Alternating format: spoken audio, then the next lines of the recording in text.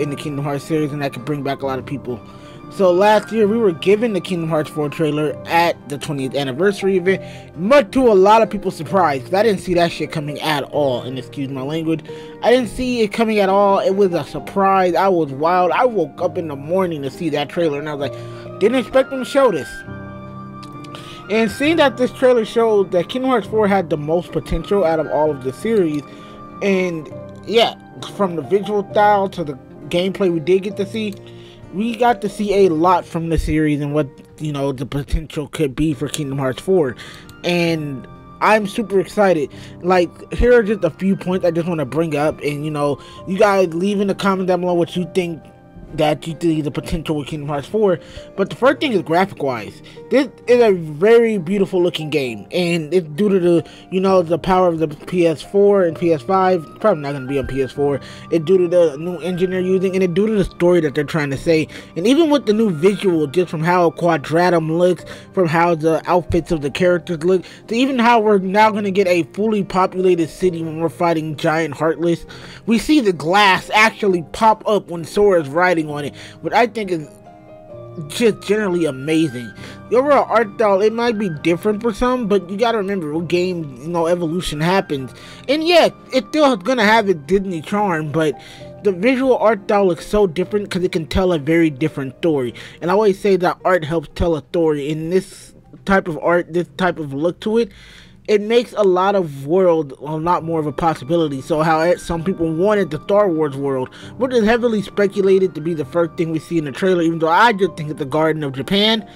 You can see an example of a Star Wars world existing, or an MCU world existing, or just a Marvel Comics world in general, or, you know, even an Avatar world. Well, I'm not the biggest Avatar fan. That would be awesome to see, because of the entry level of visual and graphical changes that, you know, improved on the game. We can get a whole lot of worlds dedicated to certain franchises that we haven't gotten, like Final Fantasy and other Square Enix titles too, because there's a lot of visually stunning Square Enix like titles. Because even the most recent one, which while it's visually stunning, the game is kind of bad. Like, I'll admit that it's a pretty bad game. Forspoken was like an example of a really visually stunning game, and I feel like Kingdom Hearts is going into a much, you know, more stunning thing. The next thing that I want to talk about is, and this is a big difference, we're entering a new saga. We're entering a new form of storytelling, to where we're getting a new, like, a lot of stuff built up to this, which was the Lost Master saga. The Darkseeker saga is over. Xehanort saga is over. Is he not going to be in the game?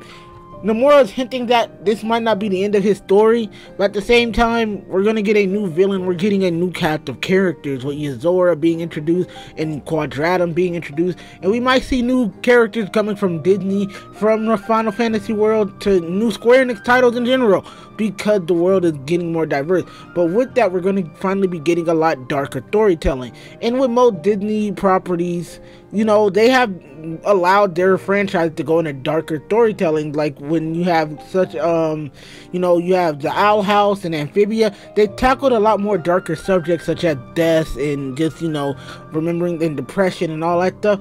And I'm loving that Disney's allowing for darker subject matter to be made. But Square Enix has already been kind of taking Kingdom Hearts into a darker direction.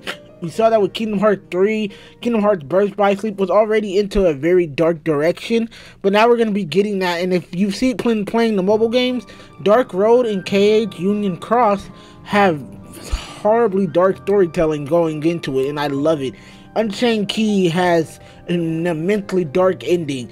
Dark Road has one of the darkest endings and darkest storytelling routes for a Kingdom Hearts game, and it's a mobile game, and I feel like that it's so much potential laying there that we all really want to see it coming. Now, the last thing I want to speak on a little bit, and I bet you're wondering, why didn't I talk about gameplay? I made a video talking about gameplay, and I will leave it down in the link in the description below. Thank you guys for checking that out if you do. But the next thing I want to talk about is world potentials. Now listen, Disney isn't going anywhere. Kingdom Hearts is a Disney property, so it's not going to go anywhere. Disney Worlds are staying where they have to be.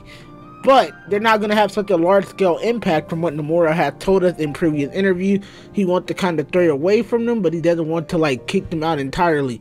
Because he's trying to, like, you know, distance it from being a Disney Square Enix crossover. But it is what it is, okay? You can't really get rid of it.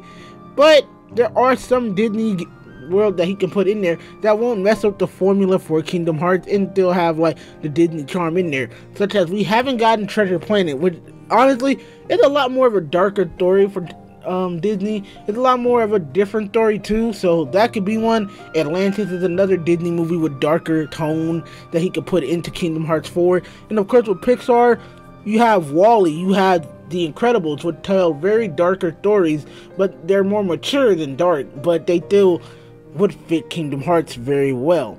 And Kingdom Hearts 4, with the graphics, with the way the stories are being told and how they're being handled, these worlds fit perfectly, and they can be of a a darker nature. Now, of course, another movie being that, like, Encanto being a newer Disney movie that can help Sora learn the themes of family and belonging, Turning Red, finding, independence and learning more about yourself. The Disney library has expanded so much when it comes to diversifying and variety. Why is there a car? I'm sorry if you guys can hear that. I'm not doing another take. But yeah, the Disney library has done so much when it comes to diversifying their films. But also Square Enix, there's tons of stuff. We could go and explore different versions of the Final Fantasy world that we haven't seen, such as the remake world for Final Fantasy VII with Midgar, and we can meet this different version of Cloud and see how him and Sora interact. We can see the different versions of Squall, or you can even go to Final Fantasy XIII where we haven't met characters that we haven't seen. Even Final Fantasy 15 kind of fits the tone because of the city like atmosphere, and I feel like that's awesome. But of course, we have the cast from Neo the World Ends You that could really fit and have Sora meet Rendo and try to look for Neku. There's a lot to explore in the possibilities. I'm very excited for Kingdom Hearts 4. I can tell we all are, and it's going to be a great game. But I just want to, give my thoughts on, possible worlds and possible things that could be put into this game. But yeah, that's all I can really say. I'm probably gonna make a lot more Kingdom Hearts 4 videos because we don't know a lot of information about it, but that just means now we can start speculating and making theories and stuff.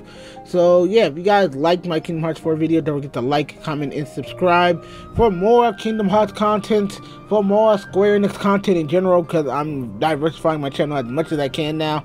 And I'll see you guys in the next video. Let your heart be your guiding key, and I'll see you guys next time. Peace.